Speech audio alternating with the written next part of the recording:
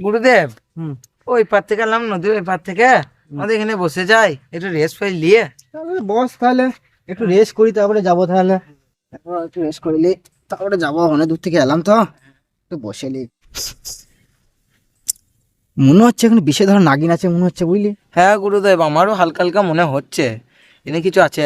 চলো গুরুদেব, দেখে আসি।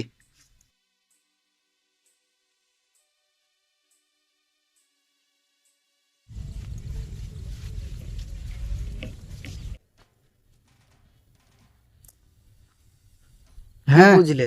আছে, এখানে আছে রে। চ দেখি, ঝোঁটা চলো। দেখে একবার চ।